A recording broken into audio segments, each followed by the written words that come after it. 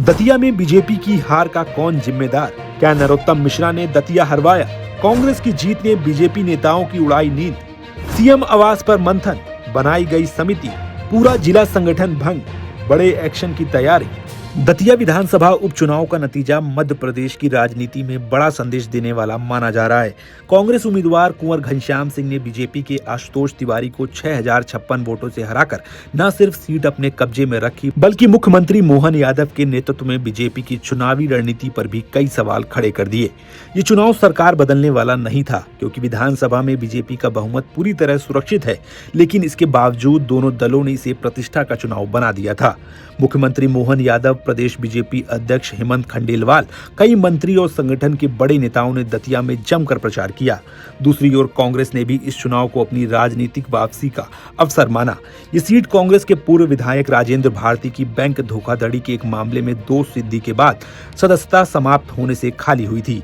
30 जुलाई को मतदान हुआ और 4 अगस्त को मतगणना में कांग्रेस ने जीत दर्ज कर ली। खास बात यह रही कि शुरुआती राउंड में मुकाबला कड़ा था, लेकिन तीसरे राउंड के बाद कांग्रेस लगातार बढ़त बनाती चली गई। एक समय ये बढ़त 12,000 वोट से भी ज्यादा तक पहुंच गई थी।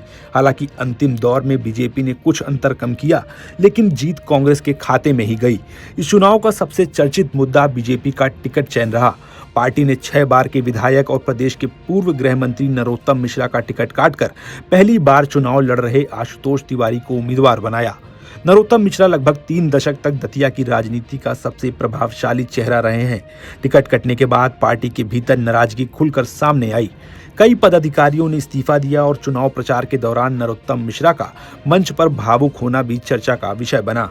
बाद में उन्होंने पार्टी उम्मीदवार के समर्थन में प्रचार जरूर किया, लेकिन राजनीतिक पंडितों का मानना है कि संगठन पूरी तरह नए उम्मीदवार के साथ सहज नहीं हो पाया। बीजेपी की हार के पीछे सबसे बड़ा कारण अंदरूनी असंतोष और कथित गुटबाजी को माना जा रहा है। चुनाव परिणाम आने के बाद भोपाल में मुख्यमंत्री निवास पर अहम समीक्षा बैठक हुई। बैठक के बाद कई मंत्री और वरिष्ठ नेता मीडिया से दूरी बनाते नजर आए। किसी ने खुलकर हार के कारणों पर टिप्पणी नहीं की। सूत्रों के मुताबिक बीजेपी उम्मीदवार आशुतोष तिवारी ने बैठक में पार्टी के भीतर कथित भीतरघात से जुड़े कुछ सबूत भी नेतृत्व के सामने रखे। हालांकि पार्टी ने इसकी आधिकारिक पुष्टि नहीं की है। हार के तुरंत बाद बीजेपी ने बड़ा संगठनात्मक फैसला लेते हुए दतिया का पूरा जिला संगठन भंग कर दिया।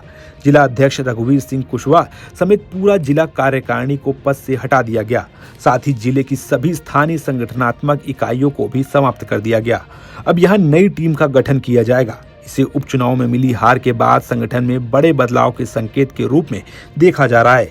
इसके अलावा बीजेपी प्रदेश अध्यक्ष हेमंत खंडेलवाल ने चुनावी हार की समीक्षा के लिए 2 सदस्यीय समिति भी गठित की है। इस समिति में प्रदेश महामंत्री गौरव रणदीवे और वरिष्ठ नेता अंबाराम कराड़ा को शामिल किया गया है। समिति चुनाव से जुड़े पदाधिकारियों, नेताओं और कार्यकर्ताओं से बातचीत कर हार के कारणों की विस्तृत रिपोर्ट तैयार करेगी। इसी रिपोर्ट के आधार पर आगे की रणनीति और संगठनात्मक फैसले लिए जाएंगे। हालांकि कांग्रेस के लिए भी ये चुनाव पूरी तरह आसान नहीं था। मतदान से ठीक एक दिन पहले कांग्रेस को अपने पूर्व विधायक राजेंद्र भारती को पार्टी की प्राथमिक सदस्यता से निलंबित करना पड़ा। चुनाव प्रचार के दौरान कांग्रेस के भीतर भी गुटबाजी खुलकर सामने आई। कांग्रेस उम्मीदवार घनश्याम सिंह ने आरोप लगाया कि राजेंद्र भारती बीजेपी के साथ मिलकर चुनाव प्रभावित करने की कोशिश कर रहे हैं। वहीं राजेंद्र भारती ने पलटवार करते हुए दावा किया कि घनश्याम सिंह के बीजेपी के वरिष्ठ नेता नरोत्तम मिश्रा से अच्छे संबंध हैं। इन आरोप प्रत्यारोपों के बावजूद कांग्रेस अपने वोट बैंक को एकजुट रखने में सफल रही और चुनाव जीत गई। जीत के बाद कांग्रेस विधायक घनश्याम सिंह ने अपनी जीत के कई कारण गिनाए। उन्होंने कहा कि प्रदेश में बीजेपी सरकार के खिलाफ लोगों में नाराजगी बढ़ रही है। उनके मुताबिक भ्रष्टाचार बढ़ा है, आम लोगों की सुनवाई नहीं हो रही है और सरकार केवल कुछ खास वर्गों के हित में काम कर रही है।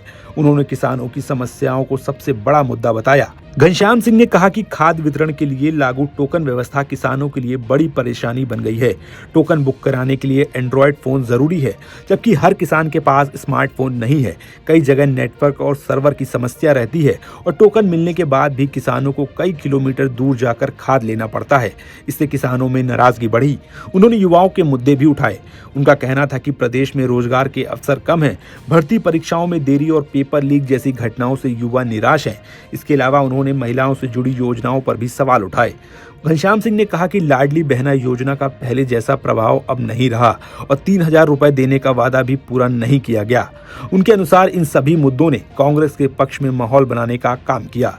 वहीं राजनीतिक विश्लेषकों का मानना है कि दतिया की हार को केवल नरोत्तम मिश्रा का टिकट कटने तक सीमित नहीं किया जा सकता।